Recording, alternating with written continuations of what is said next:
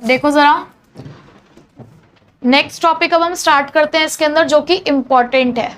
ठीक है, 90% चांसेस हैं कि आपको एक क्वेश्चन इस टॉपिक का जरूर मिलेगा।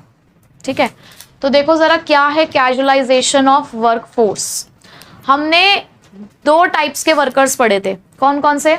सेल्फ एम्प्लॉयड और हायर्ड वर्कर्स। उसमें हायर्ड वर्कर्स को भी हमने दो पार्ट्स में डिवाइड किया था, कौन कौन से? कैजुअल वर्कर्स और रेगुलर सैलरीड वर्कर्स। ठीक है, यहां पर जब हम कैजुअलाइजेशन की बात कर रहे हैं तो हम यहां पर कैजुअल वर्कर्स की बात कर रहे हैं। देखो, कैजुअल वर्कर्स कौन होते हैं? वो वर्कर्स हैं जिनको हमेशा काम नहीं मिलता है, जिनको हो सकता है आज काम मिल रहा हो, आज एक महीना उनके पास काम है, फिर बाकी साल के पूरे महीने उनके पास कोई काम नहीं है। उनको रेगुलर वेजेस भी नहीं मिलती है, जब काम ही नहीं है तो वेजेस भी नहीं मिलेंगी, उनकी जॉब्स भी सिक्योर नहीं होती, कोई जॉब सिक्योरिटी नहीं होती, और क्योंकि जॉब सिक्योरिटी नहीं है तो उन्हें अदर बेनिफिट्स भी नहीं मिलते हैं। ठीक है, तो कैजुअलाइजेशन ऑफ वर्कफोर्स का मतलब क्या है? It is the process of moving from the self employment and regular salaried employment to the casual wage workers. यानी कि एक ऐसी प्रोसेस जहां पर आप या तो सेल्फ एम्प्लॉयड थे या आप रेगुलर सैलरीड थे, उससे आप कहां शिफ्ट हो गए हैं? कैजुअल वेज वर्कर्स की तरफ। अब ऐसा क्यों हो रहा होगा? छोटे छोटे काम ऐसे हैं जहां पर लोग लगे हुए थे, जहां पर इनकम स्टेबल नहीं थी, तो उन्हें लगा कि चलो कैजुअल वर्कर्स बने तो हो सकता है वहां पर उनको एक वेजेस जो है वो फिक्स मिल जाए। रेगुलर सैलरीड वर्कर तो कोई भी नहीं जाना चाहेगा कैजुअल वर्कर्स के लिए, लेकिन उन्हें कंपनी वालों ने कर दिया। आजकल कंपनीज का यही ट्रेंड है कि वो परमानेंट नहीं करना चाहते लोगों को, तो जस्ट बिकॉज वो परमानेंट नहीं करना चाहते तो उन्होंने एक ट्रेंड चालू कर दिया कि कुछ महीने काम कराते हैं, कुछ महीने बाद वो क्या करते हैं, कॉन्ट्रैक्ट खत्म हुआ और आपकी सर्विस भी वहीं पे खत्म हो गई। तो कैजुअलाइजेशन ऑफ वर्कफोर्स क्या हुआ? जहां पर लोग सेल्फ एम्प्लॉयमेंट से रेगुलर सैलरीड वर्कर से कहां शिफ्ट होने लग गए? कैजुअल एम्प्लॉयमेंट की तरफ। ठीक है, अब उसके लिए पहले आप एक चीज और समझो, फॉर्मल और इनफॉर्मल सेक्टर के बारे में, जिसको हम ऑर्गेनाइज्ड और अनऑर्गेनाइज्ड सेक्टर भी कहते हैं। देखो, फॉर्मल सेक्टर क्या होता है? फॉर्मल सेक्टर वो सारी प्राइवेट सेक्टर और पब्लिक सेक्टर एस्टैब्लिशमेंट है जो कम से कम 10 हायर्ड वर्कर्स रख रही हैं। जिनके पास 10 हायर्ड वर्कर्स अगर हैं तो वो आपका फॉर्मल सेक्टर कहलाता है। और इनके अलावा जितनी भी अदर एंटरप्राइजेस हैं, जितनी भी अदर एस्टैब्लिशमेंट हैं, वो सारे इनफॉर्मल सेक्टर में आएंगे। यानी कि जिनके पास 10 से कम वर्कर्स हैं वो इनफॉर्मल है, और जिनके पास 10 से ज्यादा है वो कौन से कहलाएंगे? फॉर्मल। ठीक है, उसके बाद यहां पर लोग इतने स्ट्रांग होते हैं फॉर्मल सेक्टर के अंदर कि ये लोग अपना ट्रेड यूनियन बना लेते हैं। ट्रेड यूनियन मतलब ग्रुप, एक ग्रुप बना लेना, मेजॉरिटी में आ जाते हैं, और ग्रुप का एक कौन बन जाता है? एक लीडर। तो ये जब ग्रुप में आ जाते हैं ना, ट्रेड यूनियन बना लेते हैं, तो ट्रेड यूनियन बनाने के बाद ये बार्गेन कर सकते हैं। बार्गेन मतलब भाई वो देखी होगी ना आपने कुछ पुराने टाइम की मूवीज, हमारी मांगे पूरी करो, धरने पे बैठ जाते हैं। वो मूवी देखी आप लोगों ने, लाडला, अनिल कपूर वाली, अनिल कपूर श्रीदेवी।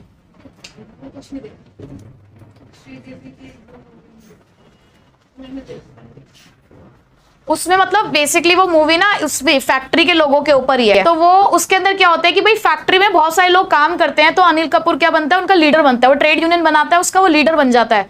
तो लीडर बन के वो लोग क्या करते हैं? जो फैक्ट्री का ऑनर है या जो भी ऑनर रहती है, उनसे वो अपनी बात मनवाने की कोशिश करते हैं, क्योंकि जब वो ग्रुप में आ जाते हैं तो उनकी स्ट्रेंथ बढ़ जाती है।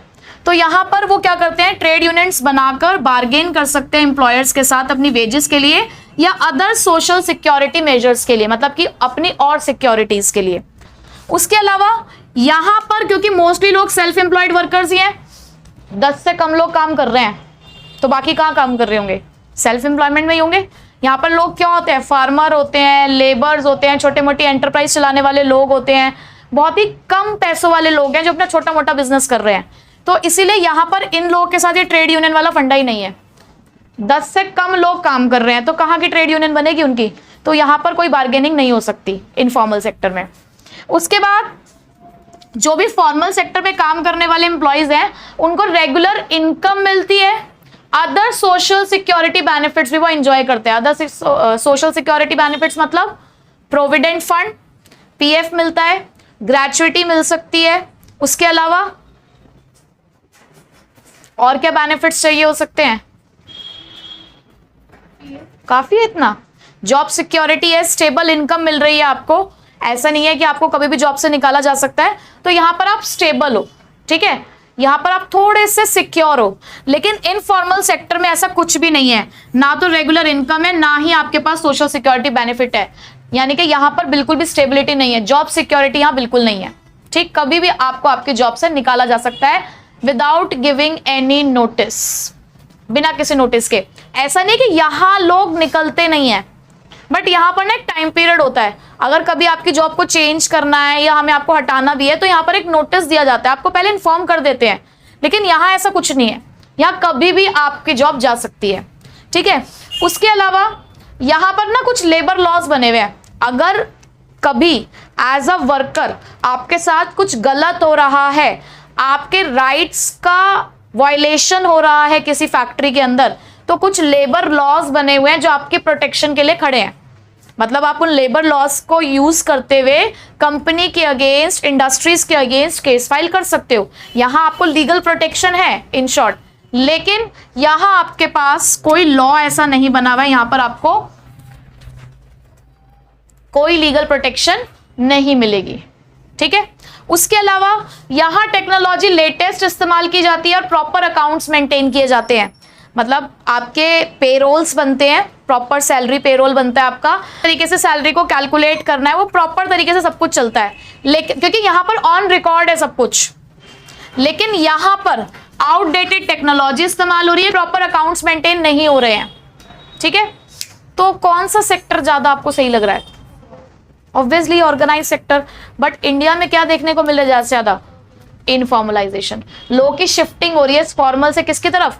इनफॉर्मल की तरफ, ठीक है। तो लास्ट क्लास में हमने इनफॉर्मलाइजेशन और फॉर्मल और इनफॉर्मल सेक्टर पढ़ा, ठीक है। सो फॉर्मल सेक्टर एम्प्लॉयमेंट कैसा है हमारे यहाँ पे, हम उस बारे में बात कर रहे हैं कि इंडिया में उसके क्या हालात हैं। फॉर्मल सेक्टर के बारे में कि हमारे यहाँ पर फॉर्मल सेक्टर के क्या हालात है, क्या स्टेटस हैं, उसकी इंफॉर्मेशन कलेक्ट की जाती है यूनियन मिनिस्ट्री ऑफ लेबर के थ्रू, जहां पर फॉर्मल सेक्टर में कितने लोग काम, फॉर्मल सेक्टर में कौन कौन से सोशल सिक्योरिटी मेजर्स उन्हें दिए जाते हैं, वो सारी information union ministry of labour collect करती है, ठीक है। उसके बाद जो हमारा गवर्नमेंट सेक्टर है वो मेजर फॉर्मल सेक्टर एम्प्लॉयर है, यानी कि सबसे ज्यादा लोग जो फॉर्मल सेक्टर में काम करते हैं वो गवर्नमेंट सेक्टर है, जिसको हम पब्लिक सेक्टर कहते हैं, वहां काम करते हैं। यहाँ पर आपको सबसे ज्यादा रेगुलर सैलरीड एम्प्लॉय मिलेंगे, ठीक है। आपको पता ही है गवर्नमेंट जॉब जितनी भी होती है वो सिक्योर भी हैं और वहां पे बहुत सारे अदर बेनिफिट्स भी मिलते हैं, ठीक है। दूसरी बात, 2012 में जब हमने एक सर्वे किया तो हमें पता चला उस टाइम अगर 30 मिलियन लोग फॉर्मल सेक्टर में काम करते हैं, अगर 30 मिलियन लोग फॉर्मल सेक्टर में काम करते हैं तो उसका 18 मिलियन पार्ट पब्लिक सेक्टर में लगा हुआ है। फॉर्मल सेक्टर के अंदर 30 मिलियन लोग काम करते हैं टोटल, ठीक है, और उसका 18% पब्लिक सेक्टर देता है, तो बचा हुआ 12% कौन दे रहा है? प्राइवेट सेक्टर, ठीक है। उसके बाद जो मेजॉरिटी देखने को मिलती है फॉर्मल सेक्टर में वो मेन की ही देखने को मिलती है, विमेन सिर्फ 1/6 पार्ट को ही कवर अप कर पाती हैं। जब रिफॉर्म्स आए 1990s में, अगर हम रिफॉर्म्स की बात करें तो 1990s में आपको पता है रिफॉर्म्स आए थे, वही जुलाई 1991 में हमारे पास रिफॉर्म्स आए थे, तो वहां पर हमने देखा कि रिफॉर्म्स के बाद अचानक से फॉर्मल सेक्टर वर्कर्स का जो प्रोपोर्शन है वो फॉल हुआ है, यानी कि लोग फॉर्मल सेक्टर से इनफॉर्मल सेक्टर की तरफ शिफ्ट हुए हैं या शिफ्ट कर दिए गए हैं कह सकते हो। तो ये जो इनफॉर्मलाइजेशन है वो हमारे रिफॉर्म्स के बाद ज्यादा आया था, ठीक है। इंटरनेशनल लेबर ऑर्गेनाइजेशन है, ठीक है, जहां पर इंडियन गवर्नमेंट ने एक इनिशिएटिव लिया है कि क्योंकि अब ज्यादा से ज्यादा लोग फॉर्मल सेक्टर से इनफॉर्मल सेक्टर की तरफ शिफ्ट हो रहे हैं, तो वो ऐसी कोशिश कर रहे हैं कि इनफॉर्मल सेक्टर को भी थोड़ा सा मॉडर्नाइज किया जाए और वहां पर भी ज्यादा से ज्यादा लोगों को सोशल सिक्योरिटी मेजर्स प्रोवाइड किया जाए, यानी कि जिस तरीके से फॉर्मल सेक्टर के अंदर लोग बहुत सारे सोशल सिक्योरिटी मेजर्स को एंजॉय करते हैं, थोड़ा सा मॉडर्न टेक्नोलॉजी है वहां पर भी, सेम यही सारी चीजें इनफॉर्मल सेक्टर में भी लेकर आई जाएं। जब इतने सारे लोग इनफॉर्मल सेक्टर में एंटर कर रहे हैं तो आप खुद देखो ना, हमारा फॉर्मल सेक्टर तो सिर्फ 30 मिलियन का है, बाकी बचा हुआ क्या है? इनफॉर्मल सेक्टर ही तो हुआ फिर वो, ठीक है। तो अब जरा थोड़ा सा और फॉर्मल और इनफॉर्मल सेक्टर को अगर हम देखें स्टडी के अकॉर्डिंग, तो हमारे पास फॉर्मल सेक्टर और इनफॉर्मल सेक्टर दोनों है। 2011-12 में टोटल हमारी जो पॉपुलेशन थी वो मतलब जो टोटल हमारे पास वर्कर्स थे वो थे 473 मिलियन।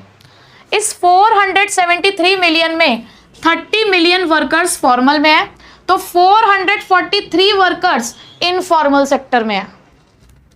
यानी कि पूरी टोटल वर्कफोर्स का सिर्फ 6% वर्कर ही फॉर्मल सेक्टर में काम करता है, जबकि इनफॉर्मल में यही प्रोपोर्शन 94% है।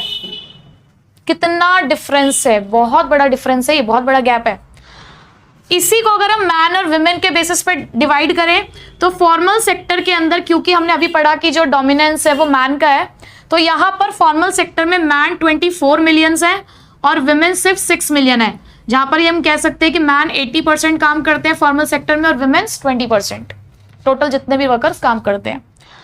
इधर देखें अगर हम इनफॉर्मल सेक्टर के अंदर मैन और विमेन का प्रोपोर्शन, तो यहां पर 310 मिलियन मैन है और 133 मिलियन हमारे पास विमेन है। अप्रॉक्सीमेट अगर हम इनकी परसेंटेज निकालें तो यहाँ 70% मैन जो है वो इनफॉर्मल सेक्टर में काम करते हैं और 30% विमेन जो है वो इनफॉर्मल सेक्टर में काम करती हैं। तो देखा जाए तो दोनों जगह पर ही, चाहे फॉर्मल सेक्टर है चाहे इनफॉर्मल सेक्टर है, डोमिनेंस मैन का ही रहा है। इनफॉर्मल दोनों में से कहाँ विमेन्स ज्यादा काम कर रही हैं? इनफॉर्मल में। ठीक है, मतलब इसके कंपैरिजन में यहाँ है विमेन्स भी फॉर्मल में कम है, इनफॉर्मल में ज्यादा है। सेम यही चीज हमें यहाँ पर भी देखने को मिल रही है। मैन के केस में भी यहाँ से 24 मिलियन है तो यहाँ 310 मिलियन है।